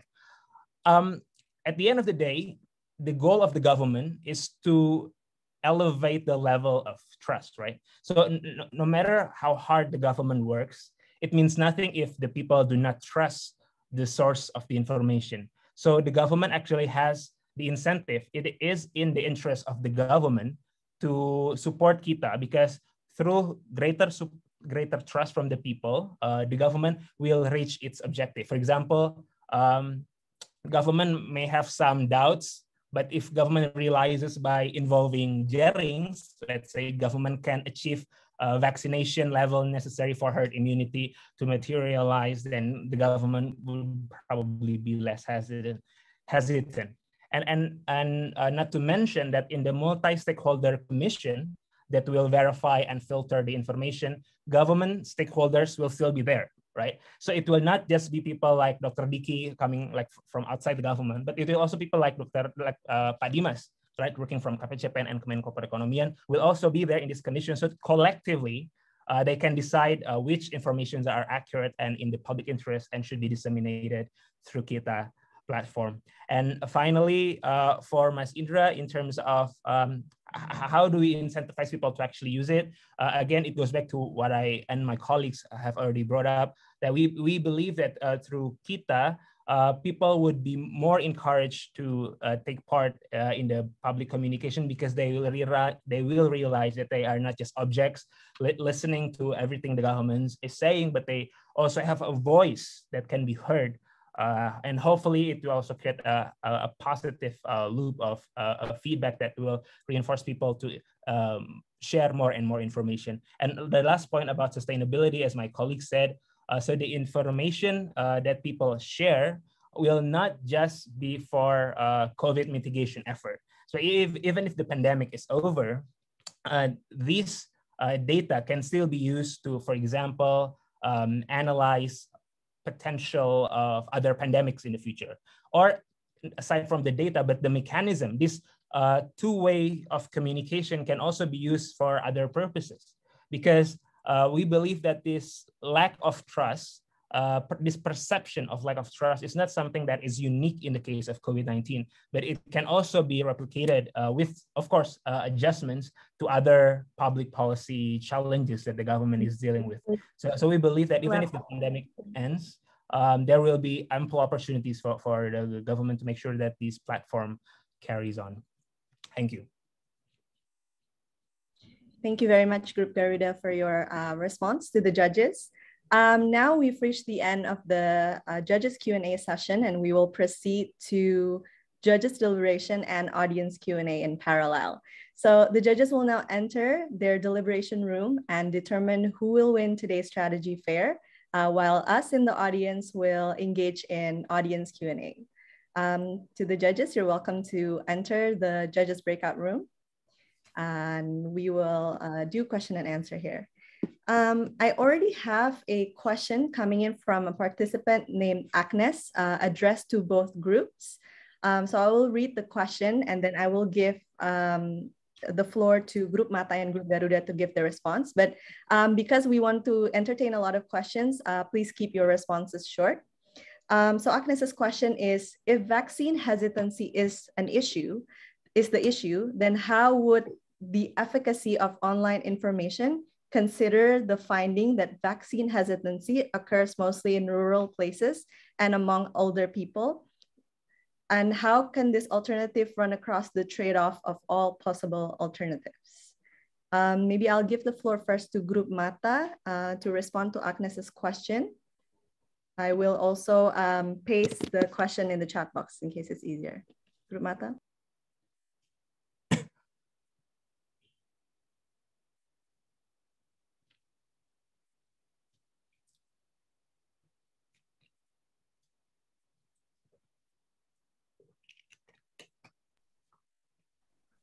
Group Mata, you're welcome. Okay.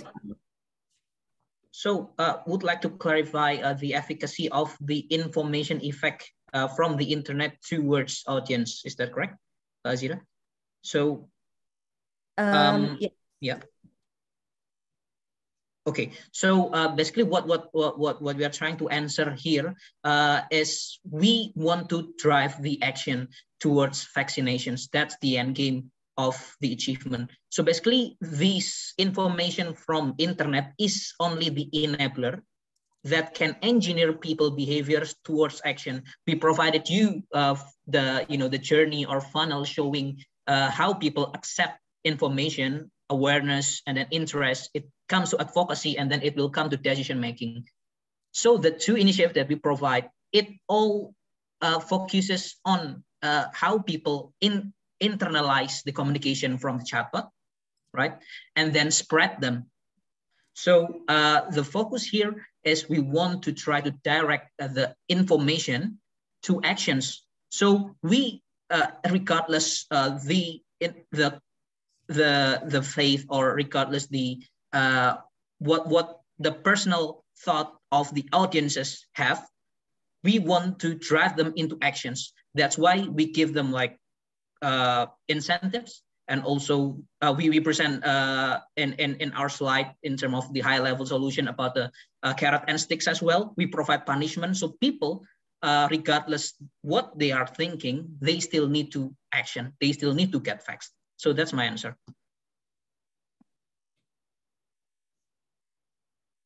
Thank you very much, Group Mata. Group Garuda, you may respond to the question.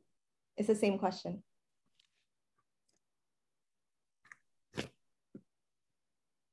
So if I may, maybe definitely my colleagues are more than welcome to chime in. So we concur to most of the things that Mas Aghasi has said, but in addition to that, perhaps if the concern is that some of the hesitancy is occurring in the rural areas, right, with limited internet access. So as we indicated in our presentation, that we will not just rely on internet-based platforms, right? Because we can also share some of these informations uploaded through Kita to platforms that do not rely on internet, right? Such as text messages. But of course, as my friend Bella has said, that despite the stigma, the level of internet penetration is actually quite staggering in Indonesia. So even people in rural areas have internet access. Maybe they don't have like a super high speed internet access, like for streaming Netflix or mobile gaming, but they certainly, let's say, most likely than not, they are very much actively involved on WhatsApp groups, right? So if we realize that the level of internet access is actually quite solid in many places, I believe that there is also a chance that we can reach out to people in rural communities, in addition to also, again, using non-internet platforms. My colleagues. If I may add to Mas Dimas. Yeah, sure, ma'am. Thank you for supporting our group's proposal that WhatsApp is actually used a lot in the Indonesian provinces, regardless urban or rural, and that again, it doesn't create anything new. It's been used anyway. We just integrate the platform. And on top of that, of course, we are aware there is no one solution that can fix everything.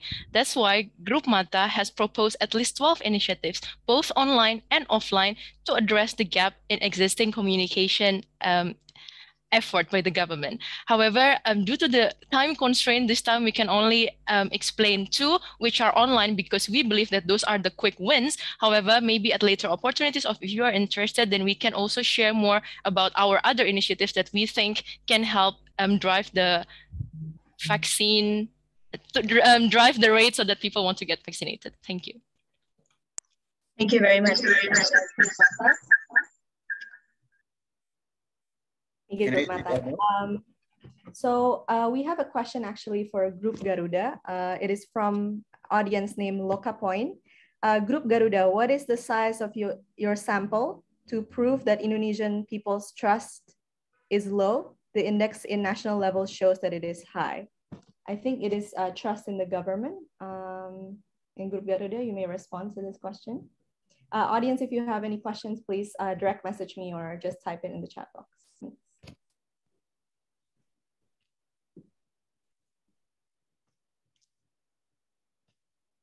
Perhaps Manika or Muzaky wants to address questions. I've pasted the question as well in the chat box so you all can see. Okay, so the clean-cut short answer would be that we did not conduct the survey ourselves, right? It's beyond our capability. So the survey was actually conducted by Carta Politica. I suppose it involved around 1,000 to 1,200 participants, with perhaps 95 or 97% confidence intervals.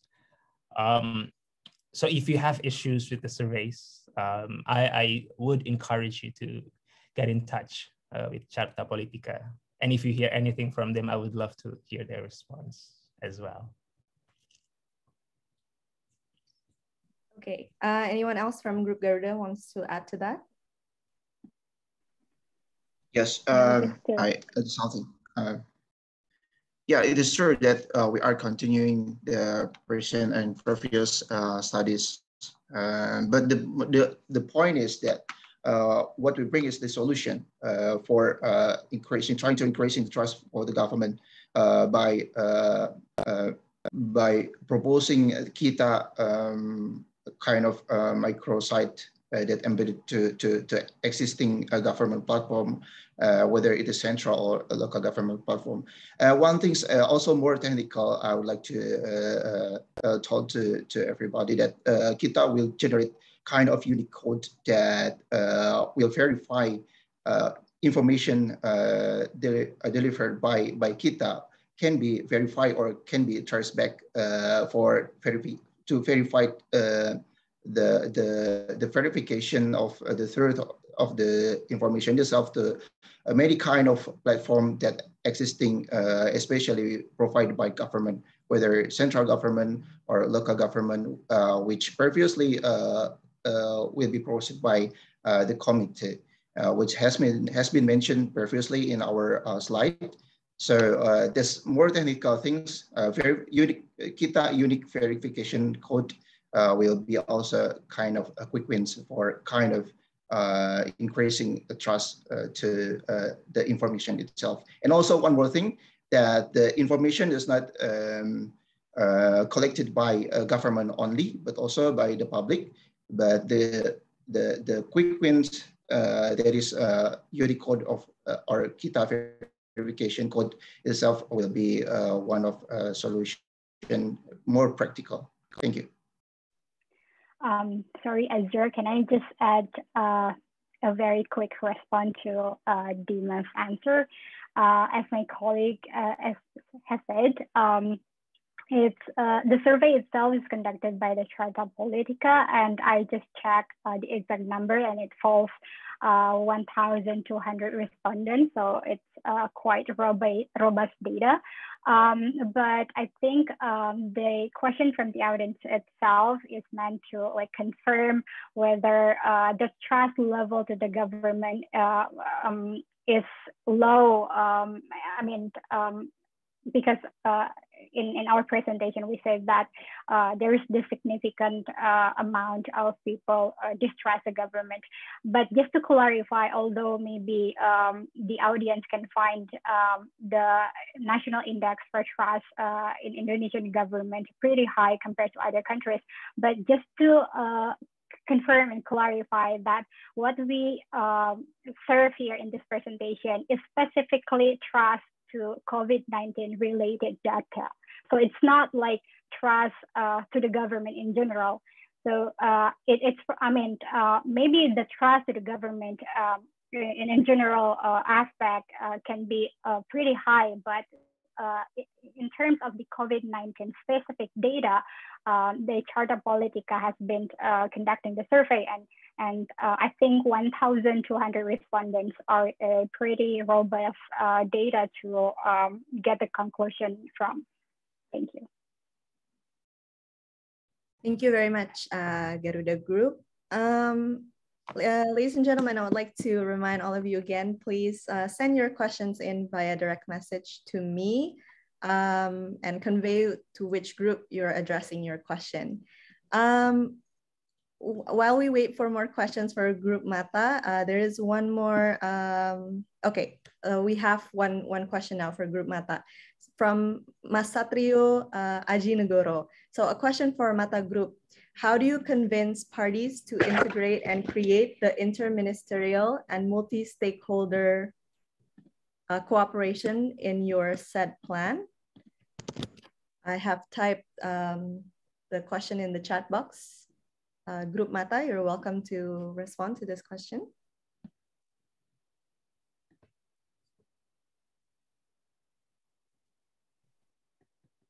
I think Mas Aziz is the best suit to answer this question. Mas Aziz, we try to maybe re-explain and deepening our understanding in the slide that we provided in terms of collaboration with government. Thank you, Mas Aziz. Back to you. Thank you, Ghazi.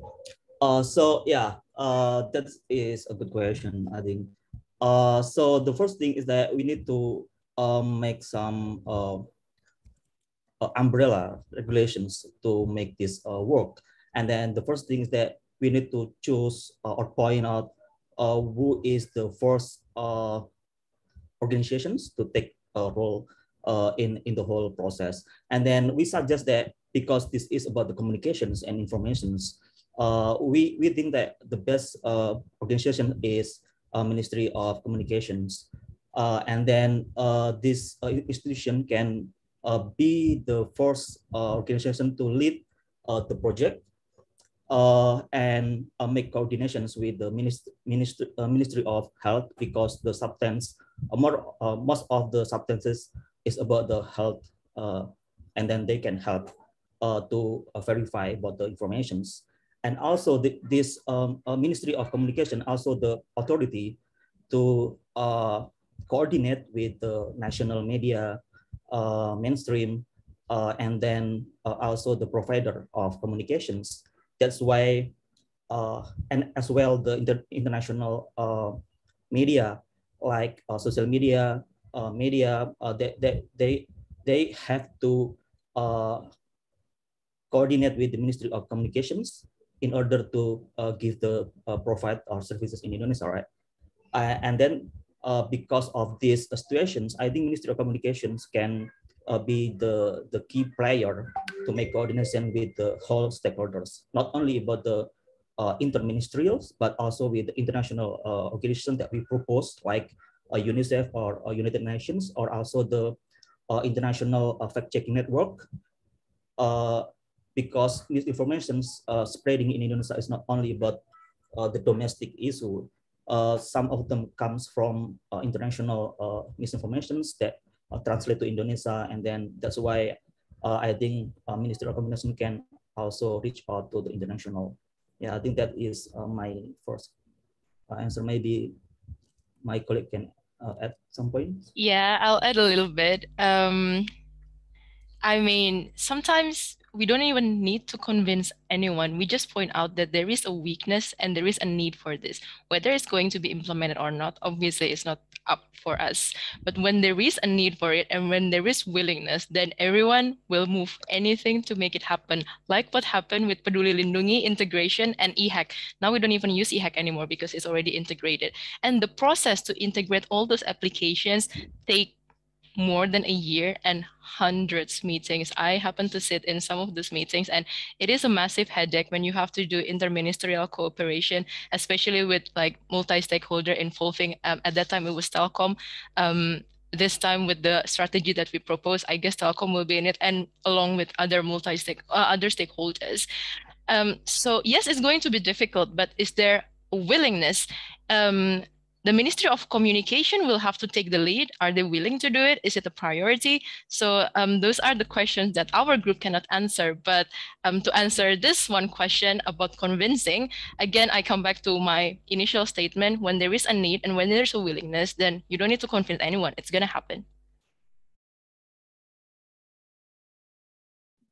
Okay.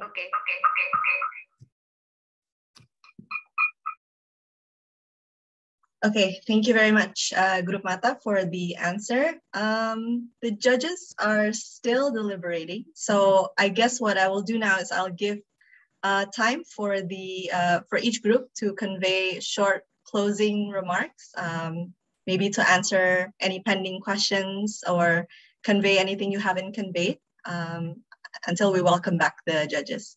Maybe first I give the floor to Group Garuda to give your short closing remarks.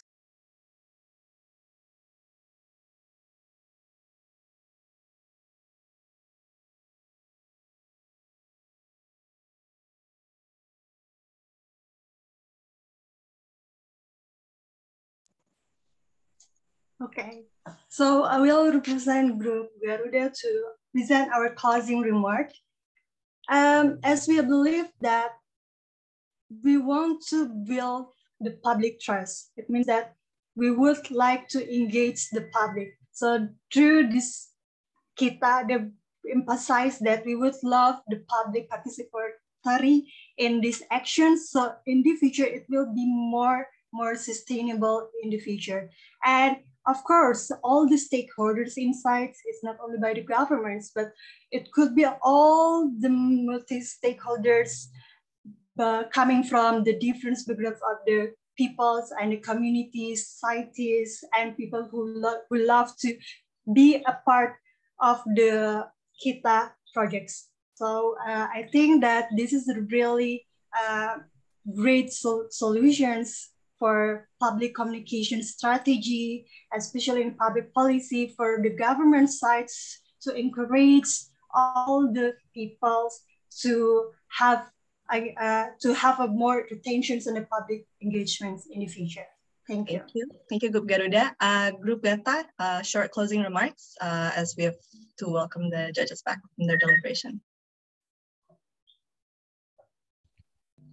Short closing remarks. Bottom line is that there is no one size fits all. Everything has to be adjusted, and there is no easy way to fix misinformation. This is an issue that has been done, that has happened even before COVID, back then with politics and all that. So it is a complex issue that needs multi-stakeholder cooperation, and it's not going to be easy to do this. However, we have to start somewhere, and what we propose is not something new.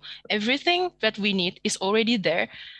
So we just have to integrate and have the willingness to make this happen. Thank you. Thank you very much, Group Mata. Thank you, Group Mata, Group Garuda, for your closing remarks, and for all the audience for such insightful questions. The judges have now returned from their deliberation, and we are very excited to hear what the judges would like to say with regards to the winners of today's strategy fair. So Dr. Diki Budiman, I believe, will represent the judges to convey the judges' remarks. Dr. Diki, the floor is yours. Thank you, Cazadira. I'm sorry. And on behalf of the judge, also we appreciate and congratulate to both team for their excellent work and also presentation. And based on our discussion, also there's a comment from both group. First of all, Mata, that you already present a lot of research in your background. That's a very good thing, and also quite comprehensive background to support your hypothesis and also your project.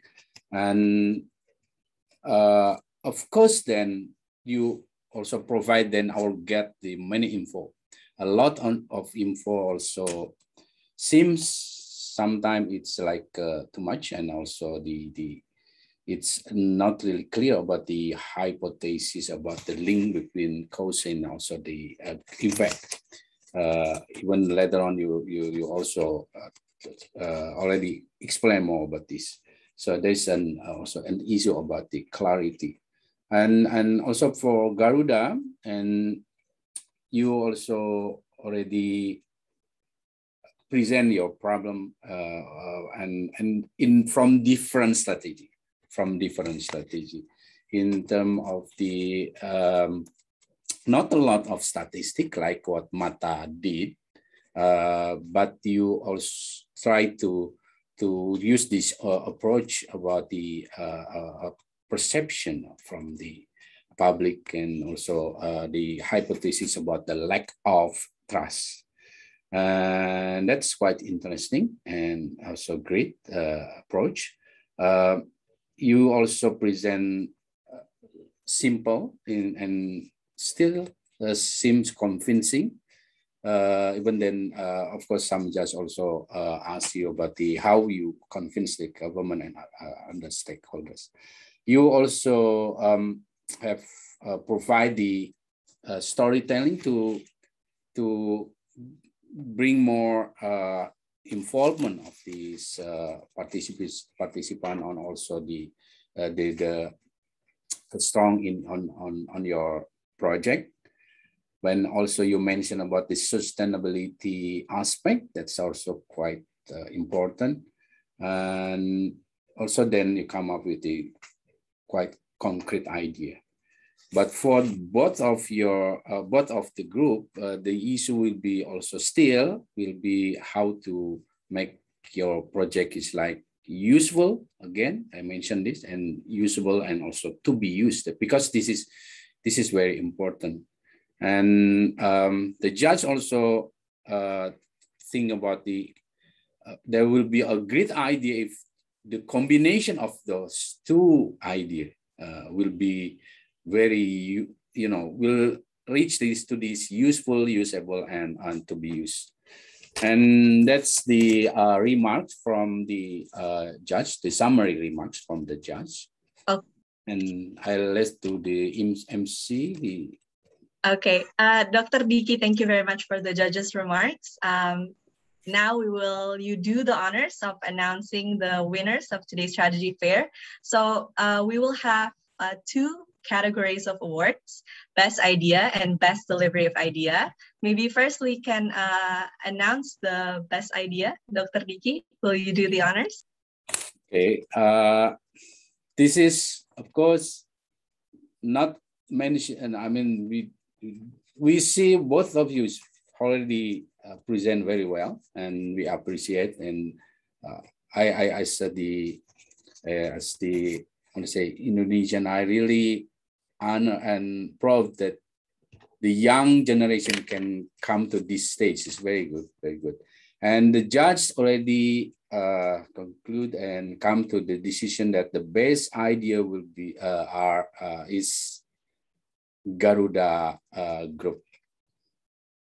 Congratulations, Garuda Group. Virtual applause for Garuda Group. Congratulations. Thank you very much, Dr. Diki. Now, will you do the honors of announcing the winner of the best delivery of idea?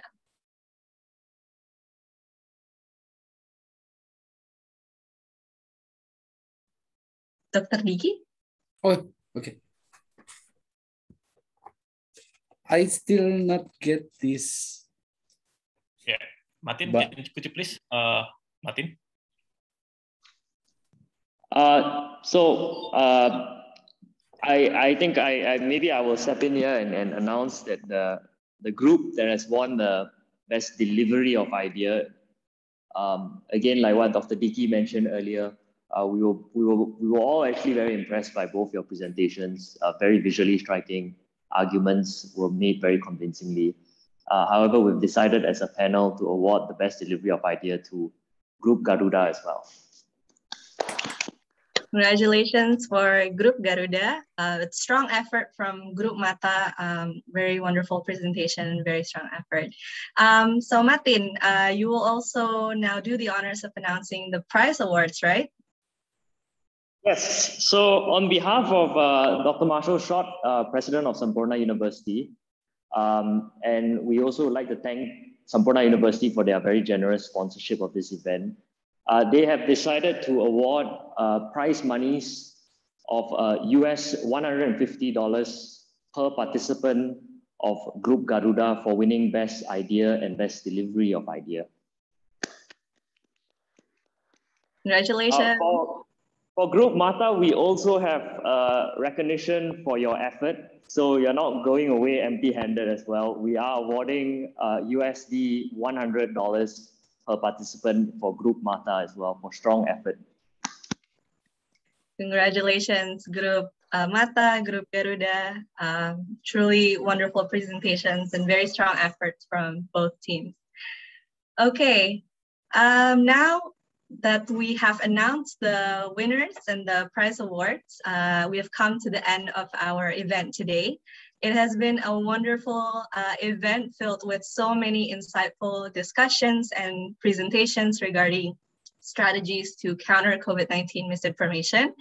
And we hope that you gain fresh insight, fresh inputs and ideas on how we can collectively fight against misinformation on COVID-19 in Indonesia and push forward the acceleration of health and economic recovery. On behalf of the organizing committee, I would like to once again thank all of our special guests of honor. I would like to thank our judges, Dr. Diki Budiman, Dr. Dimas Nugroho, Dr. Robert Bong, and Mas Indra Dwi Prasetyo. Thank you very much for taking your time today to evaluate the participant strategy blueprints. And of course, we would like to thank participants from Group Mata and Group Garuda for very strong presentations and very strong efforts. And we believe that your inputs and ideas will be useful in some ways to help us counter COVID-19 misinformation. So thank you once again also for all of the audience for tuning in with us, for sending in your questions. And yeah, we hope to see you in upcoming Mata Garuda events. And thank you very much for all your participation today. Thank you very much, everyone. Have a good weekend. Thank you very much. Thank you, everyone. Thank you, Dr. Vicky. Thank you, everyone. Dimas.